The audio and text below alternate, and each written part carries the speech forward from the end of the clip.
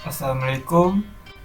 Kami dari kumpulan yang akan membentangkan tentang pengenalan ilmu falsafah. Kumpulan kami terdiri daripada Syed Muhammad Al-Hasan bin Syed Sheikh, Muhammad Fazli bin Ghazali, Muhammad Najib Iqmal bin Ramlan. Apakah isi kandungan yang akan kami bentangkan? Isi kandungannya ialah etimologi dan terminologi. Bermaksud adalah istilah ataupun definisi ilmu falsafah. Seterusnya, tujuan ilmu falsafah, falsafah pendidikan negara, falsafah pendidikan Islam, seterusnya falsafah rukun negara, dan akhir sekali falsafah sejahtera. Assalamualaikum, saya Muhammad Fazli bin Ghazali akan menerangkan tentang definisi falsafah dari sudut etimologi dan terminologi. Dari sudut etimologi, iaitu dari sudut bahasa, ialah falsafah berasal dari perkataan Greek ataupun Yunani kuno, iaitu filosofia. Dan dari sudut terminologi, iaitu dari sudut istilah, adalah satu usaha pemikiran yang pintas untuk mendapatkan kebenaran. Seterusnya, falsafah adalah cantuman daripada dua perkataan, iaitu philien dan sophia. Philien adalah bermaksud mencintai atau hargai, di dalam ataupun dalam bahasa Inggerisnya adalah to love, dan sophia bermaksud kebijaksanaan dan kearifan, ataupun di dalam bahasa Inggerisnya adalah wisdom. Dari sudut bahasa yang lain, bagi perkataan falsafah dari perkataan bahasa Inggeris ialah philosophy. Seterusnya adalah daripada perkataan bahasa Arab, iaitu al-falsafah, dan seterusnya adalah dari bahasa Melayu falsafah yang diambil daripada perkataan Arab. Seterusnya saya akan membincangkan tentang terminologi falsafah mengikut ahli falsafah tersendiri. Ahli falsafah dikenali sebagai filosofer ataupun filsuf daripada perkataan Arab. Ahli falsafah dibahagikan kepada dua, iaitu berasal dari Islam dan daripada negara barat. Terdapat pelbagai istilah falsafah mengikut ahli falsafah tersendiri.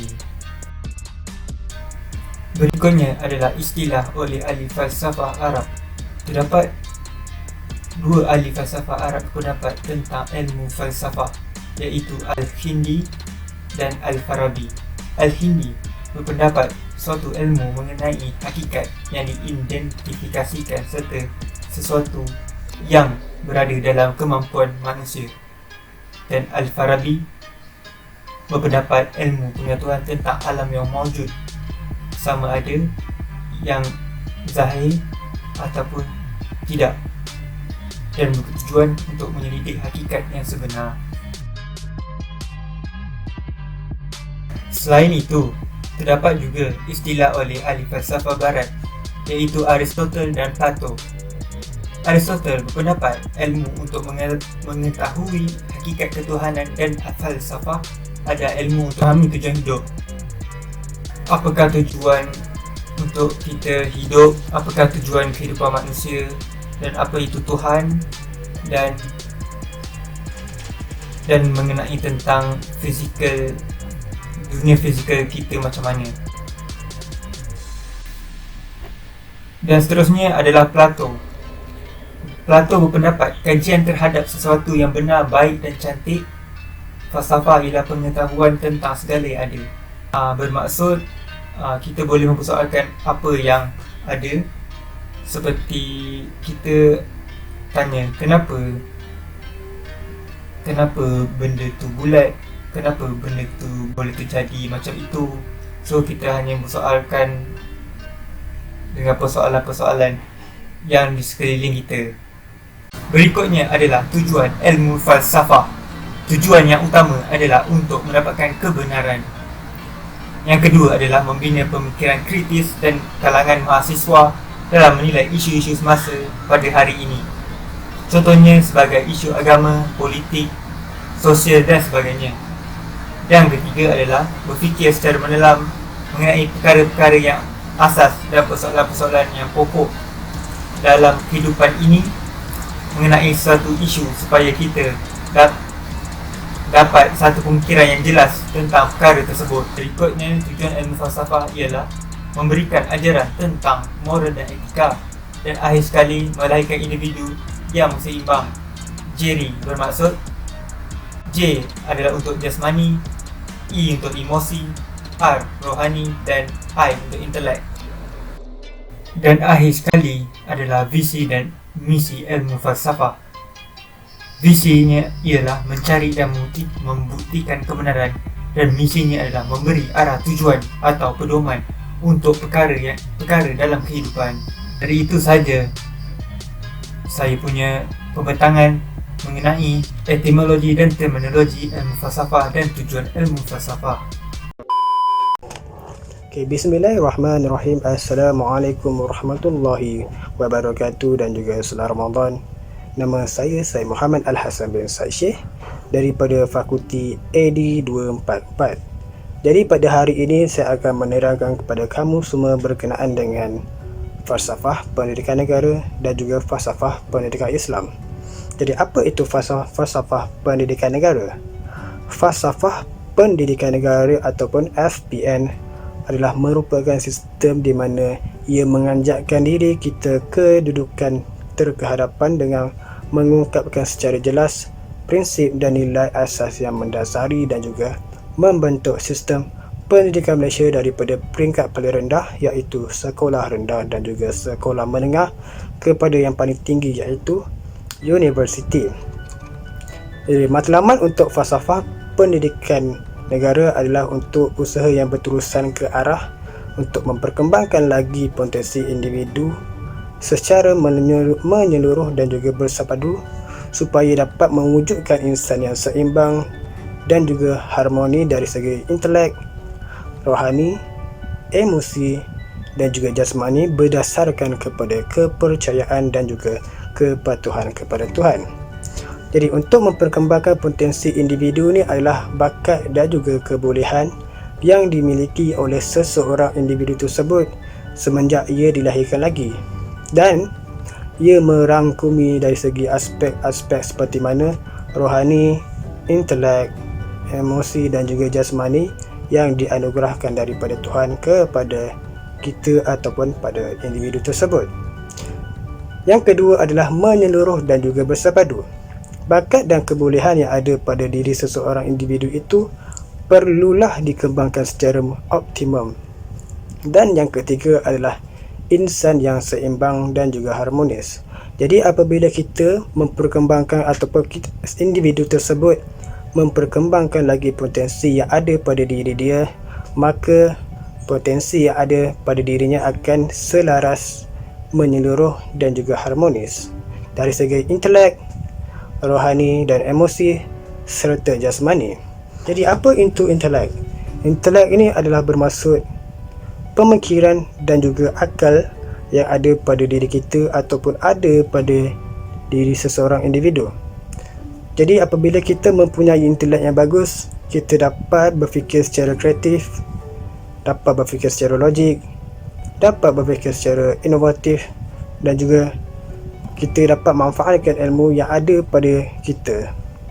Dan yang kedua adalah rohani dan juga emosi. Rohani dan emosi ni adalah dalaman yang ada pada diri kita, seperti mana kita yakin dengan Tuhan, seperti mana kita percaya dengan agama, kemantapan jiwa dan juga penghayatan nilai-nilai murni dan norma masyarakat. Jadi dari segi jasmani pula adalah luaran yang ada pada diri kita seperti fizikal, mental dan juga kecergasan. Yang seterusnya adalah 5 nilai utama dalam FPN ataupun falsafah pendidikan negara.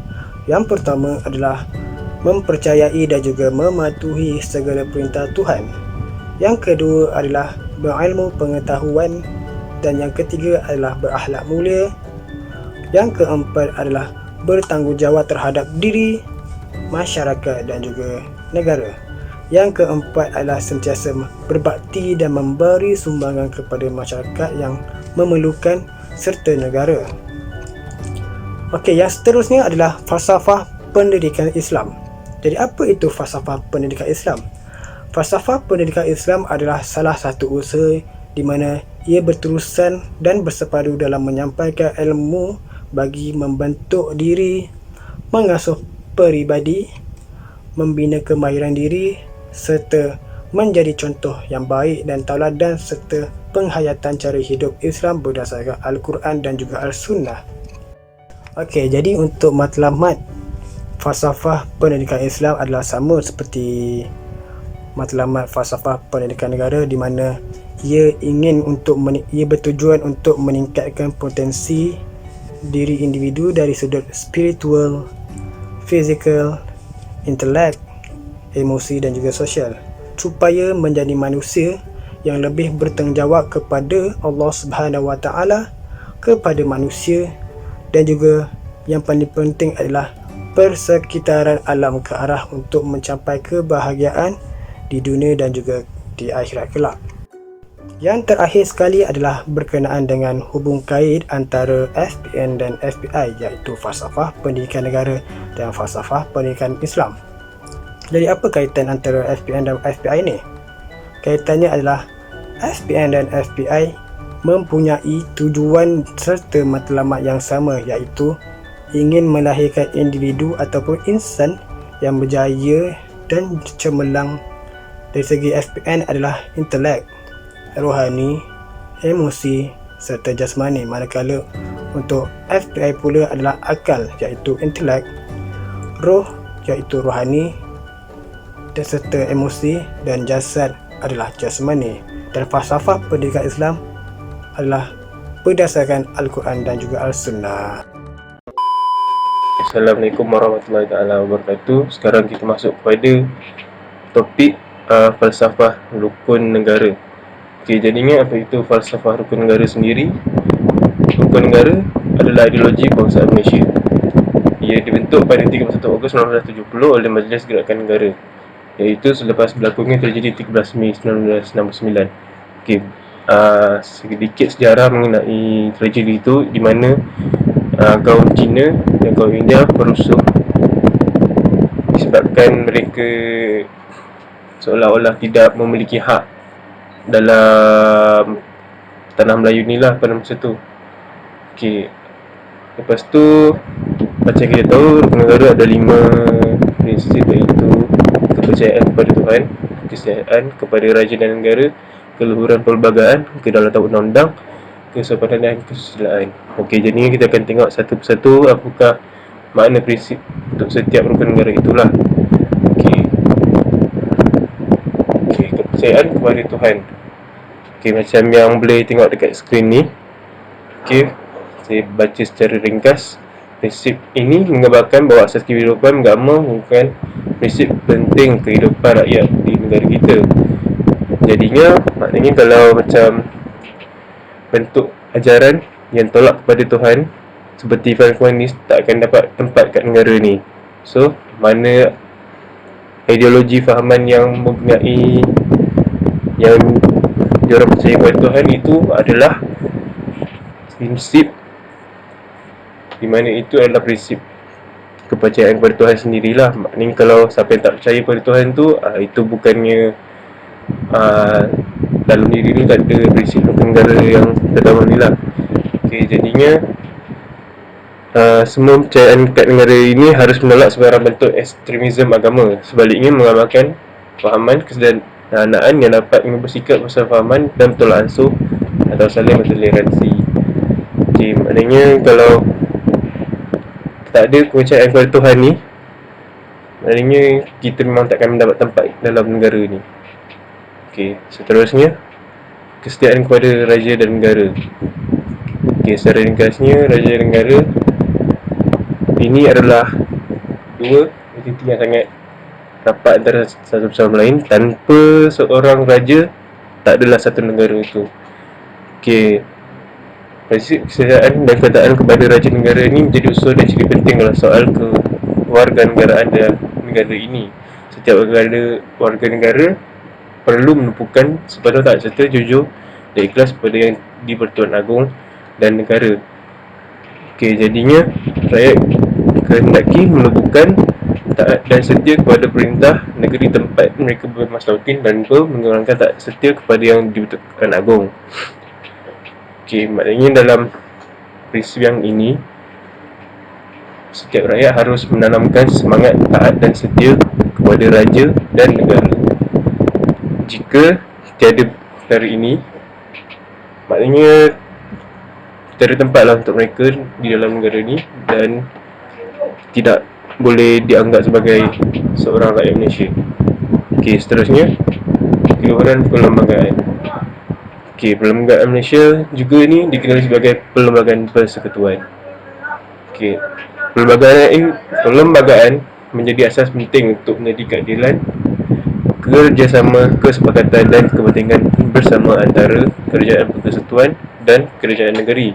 Setiap rakyat mempunyai kedudukan atau taraf yang sama di sisi undang-undang. Justru perlembagaan memberi jaminan terhadap hak asasi, kebebasan rakyat dan keadilan sosial untuk semua kaum di negara. Badan yang bertanggungjawab memelihara keluhuran dan perlembagaan ialah Badan Kehakiman. Badan ini berkuasa menentukan kesahihan sesuatu undang-undang. Jadinya, macam anda boleh baca dekat skrin ni, jika tiada keluhuran perlembagaan yang diolah oleh hakim, maka habislah porak-poranda lah negara kita ni. Dan lepas tu kacau bila akan berlaku. Jadinya itulah fungsi keluhuran perlembagaan ini. Seterusnya, kedaulatan undang-undang. Setiap negara mesti ada undang-undang. Sebab kenapa? Untuk mengawal dan mewujudkan satu masyarakat yang aman, tenteram, stabil dan makmur. Lepas tu, undang-undang ni juga adalah ilmu yang penting untuk memastikan undang-undang berjalan dengan lancar. Kedaulatan undang-undang ni juga bermaksud setiap rakyat adalah sama tarafnya di sisi undang-undang negara tanpa sebarang diskriminasi kaum, gender maupun kedudukan. Tak kisahlah anda itu artis, tak kisahlah anda itu YouTube ataupun Insta famous, semuanya sama saja. So, kalau anda rasa anda ni artis, anda nak ke luar negeri, janganlah buat macam tu tiba-tiba pula kan. Berbalik kepada topik tadi, keadilan merupakan elemen penting untuk menegakkan kedaulatan undang-undang. Kuasa kedaulatan dalam konteks undang-undang adalah merujuk kepada autoriti perundangan yang paling tinggi, iaitu Perlembagaan Negara. Badan untuk menegakkan kedaulatan undang-undang pula dijamin pula oleh institusi kehakiman yang bebas dan berwibawa. Ini penting untuk menjamin kebebasan asasi semua warga negara Malaysia. Jadinya kebebasan asasi ni pun tak bermakna juga kita bebas melakukan apa saja sehingga melanggar undang-undang dan perlembagaan negara. Contohnya kan, kalau kita ada menyalahi undang-undang, so secara dasarnya kita tak boleh buat macam tu sebab adalah salah untuk menyalahi undang-undang dan perlembagaan negara apabila ada pihak yang mahu menggelingkan kerajaan sama ada kekerasan atau dengan cara-cara tidak menurut perlembagaan kerana ia bukan termasuk dalam penyertaian kebebasan hak asasi. Di dalam Perkara 149, Perlembagaan Persekutuan dengan jelas menyebut bahawa undang-undang menentang perbuatan subversif, tindakan yang memudaratkan ketenteraman awam dan sebagainya. Seterusnya, apa itu kesabaran dan kesusilaan? Prinsip ini mempunyai kaitan yang rapat dengan perkembangan dan pembangunan personaliti individu yang seharusnya dibina sejak kecil lagi. Prinsip ini berkaitan rapat dengan nilai-nilai moral dan akhlak masyarakat. Prinsip ini mesti menjadi panduan seluruh masyarakat supaya perilaku masyarakat sentiasa terpelihara dan berkembang sesuai dengan kemajuan dan pembangunan tamanan negara yang berasaskan kepribadian bangsa dan nilai-nilai murni. Kehidupan yang bersusila dan bersama santun amat penting dalam konteks hubungan etnik, terutama dalam masyarakat berkaum negara ini. Dalam konteks ini, setiap warga negara sewajarnya tahu menghormati orang lain dengan mengawal diri daripada membangkit persoalan sensitif kepada satu kaum berkaitan kewarganegaraannya, asal keturunannya, bahasa, kebudayaan serta kepercayaan dan agama yang diantinya. Agak setuju agama je.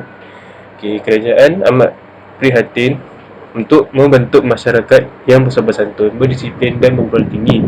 Justru kelebihan budi bahasa dan nilai murni yang dianjurkan kerajaan adalah tujuan menunjukkan sebuah masyarakat yang memiliki sifat-sifat mulia, beradab, sopan santun, bertoleransi, saling memahami dan cintakan kedamaian.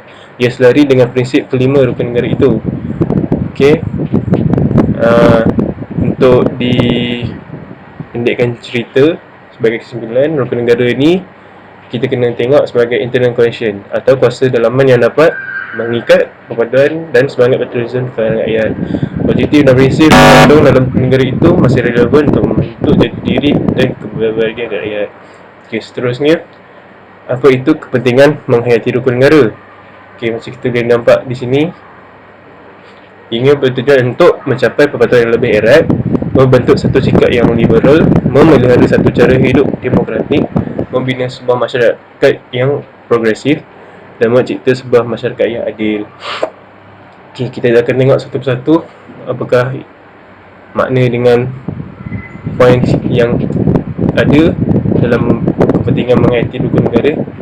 Okay, mula yang first adalah mencapai perpaduan yang lebih erat. Semua rakyat hendaklah mendukung cita-cita untuk membentuk satu bangsa dan negara di mana ahli masyarakatnya menganggap diri mereka sebagai rakyat Malaysia tanpa mengira kaum dan perbezaan kepercayaan masing-masing. Rakyat negara ini terdiri daripada pelbagai kaum dengan berbagai-bagai perbezaan yang wujud. Keadaan ini bertambah rumit lagi kerana wujud ketidakseimbangan ekonomi antara kaum. Sungguh pun wujud unsur-unsur perbezaan ini melalui rukun negara akan dapat membentuk satu bangsa yang bersatu padu di mana semua rakyat tanpa mengira kaum mempunyai semangat kesetiaan dan perasaan cinta terhadap negara. Seterusnya, apakah maksud dengan memelihara satu cara hidup demokratik? Okey, perlembagaan negara menjamin kebebasan hak asasi dan kebebasan kegiatan-kegiatan berpolitik rakyat negara ini asalkan tidak melanggar undang-undang negara. Tetapi hak-hak serta kebebasan yang diberikan ini tidak boleh disalahgunakan atas nama demokrasi untuk membakar perasaan kekauman atau bagi memusnahkan demokrasi. Apabila berlaku sebarang masalah yang melanda negara, kepentingan bangsa dan negara mestilah didahulukan. Kepentingan negara hendaklah diutamakan lebih daripada kepentingan suatu kaum jika mahu kestabilan dan keselamatan negara berkekalan. Seterusnya, apakah itu mencipta sebuah masyarakat yang adil? Okey, semoga anggota masyarakat mempunyai peluang yang sama untuk menikmati kekayaan negara. Masyarakat yang adil akan wujud di negara ini jika kekayaan negara dapat dibagi dengan adil dan saksama. Bagi mencapai tujuan ini, pihak-pihak yang lemah akan dibantu supaya mereka mempunyai peluang yang sama untuk bersaing dengan pihak-pihak yang lain yang lebih maju. Masyarakat adil kita cirikan itu bebas daripada penindasan sesuatu terhadap yang lain ataupun penindasan sesuatu golongan terhadap yang lain. Seterusnya, membentuk satu sikap yang liberal. Dalam arti kata yang lain, masyarakat negara ini bebas mengamalkan agama dan adat resam serta kebudayaan masing-masing sesuai dengan matlamat perpaduan negara. Kita sesungguhnya mempunyai kekayaan dari segi kebudayaan dan adat resam yang dimakan oleh masyarakat sebagai kaum. Walaupun ada perbezaan, semua masyarakat hendaklah bercita-cita untuk wujudkan satu masyarakat di mana keadaan berlainan kebudayaan itu boleh menguntungkan dan menjadi kekuatan kepada bangsa dan negara Malaysia. Okey, seterusnya, membina sebuah masyarakat yang progresif.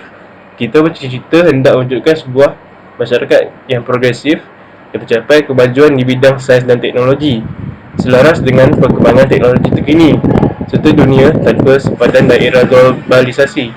Dunia kini sedang menyaksikan perubahan-perubahan yang begitu cepat dalam bidang ilmu pengetahuan, sains dan teknologi.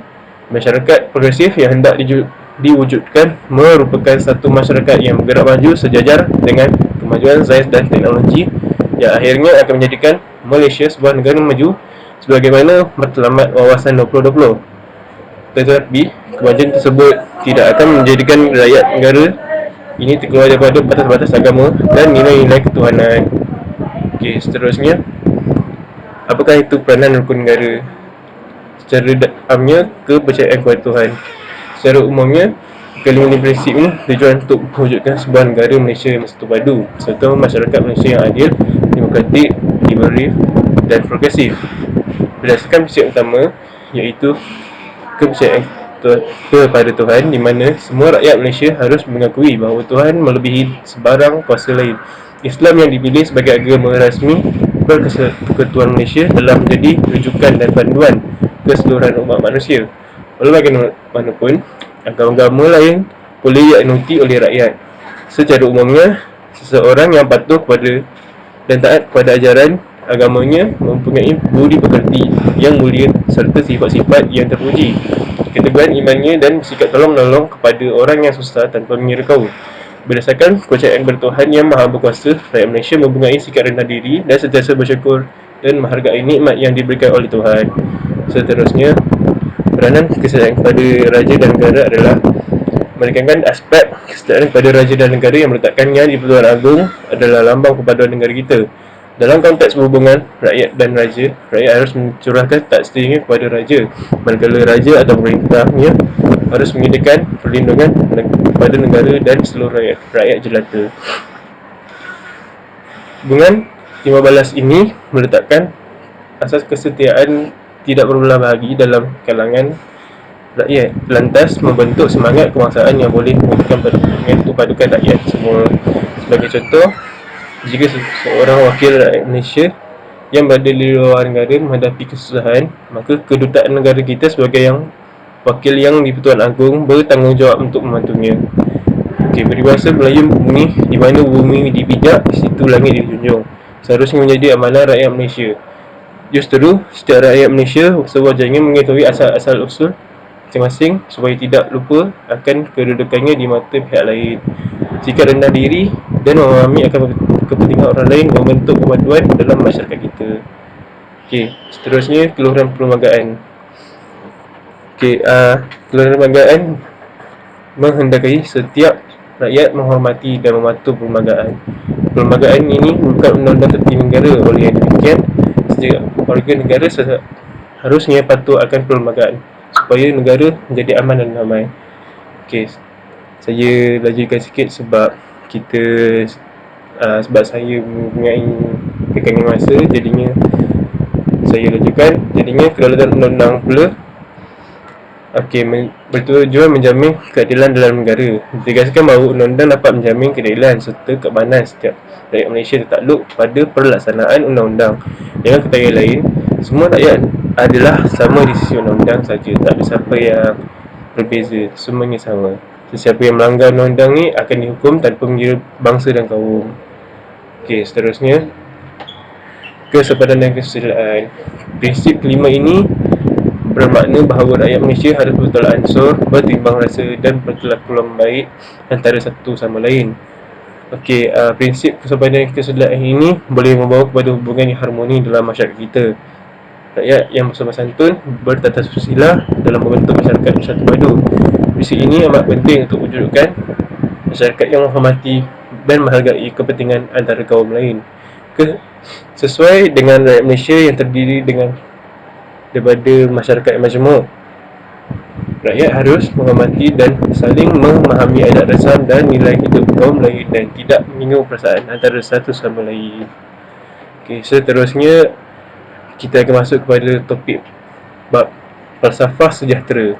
Apa maknanya itu sejahtera? Jadinya sejahtera ini akan membawa kepada kesejahteraan sejagat.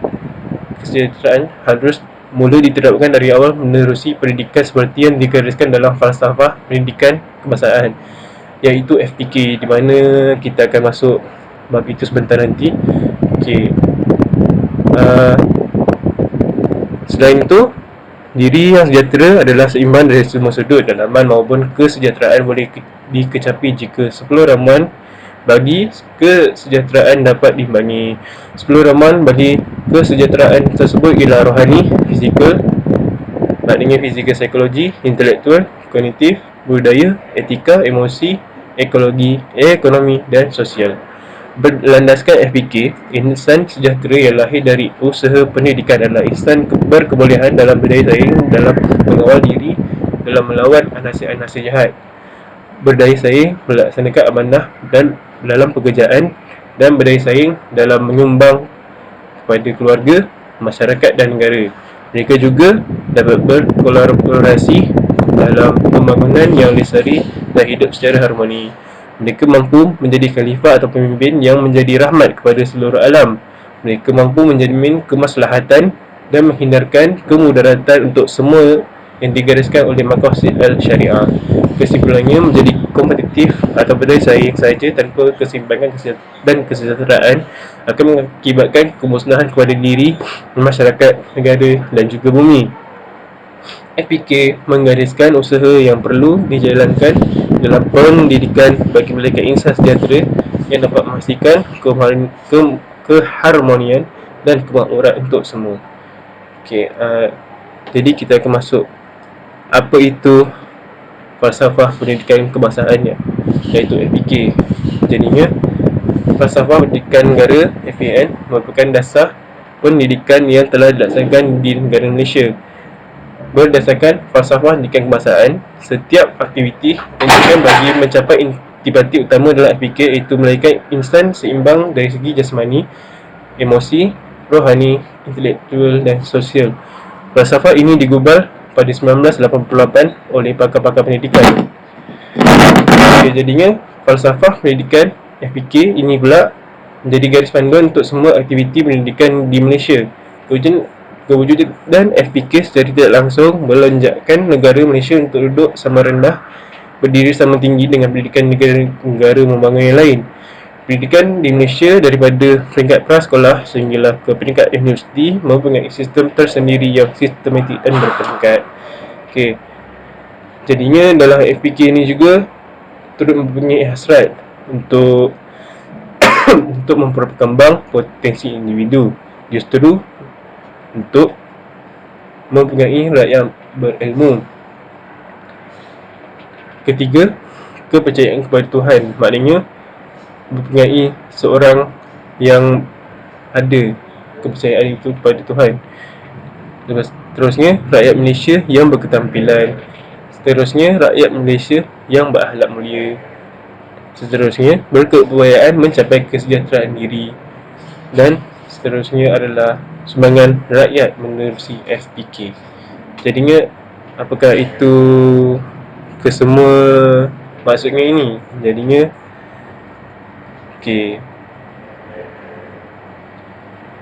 daripada apa yang saya bagi tahu tadi, ini adalah points di mana bagi setiap points yang saya inilah.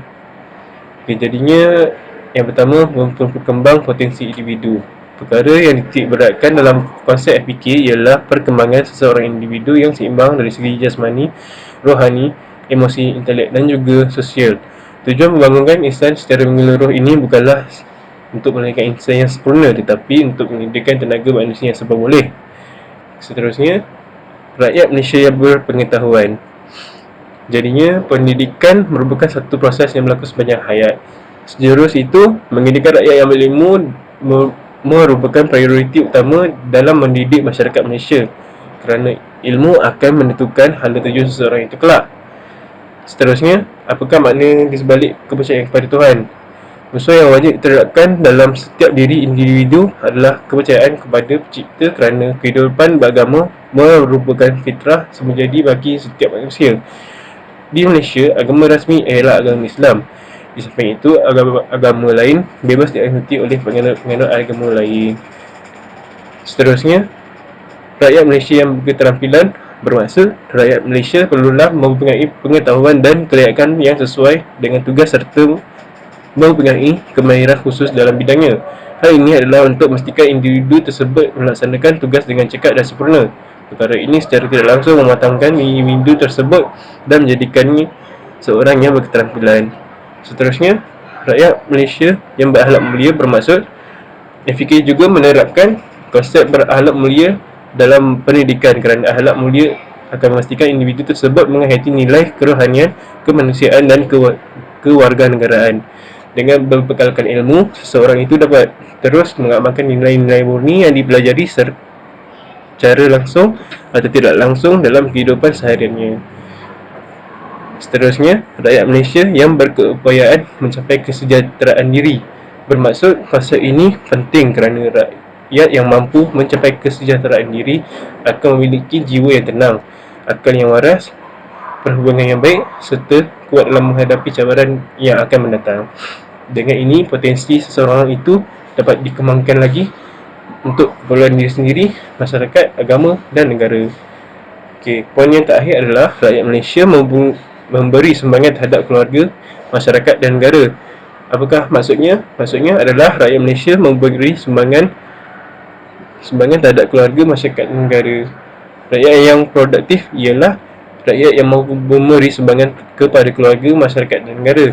Dengan adanya rakyat seperti ini, negara dapat maju di samping bertambah dari segi ekonomi, politik dan sosial kerana modal insan memberi sumbangan tidak kira sebarang aspek pun.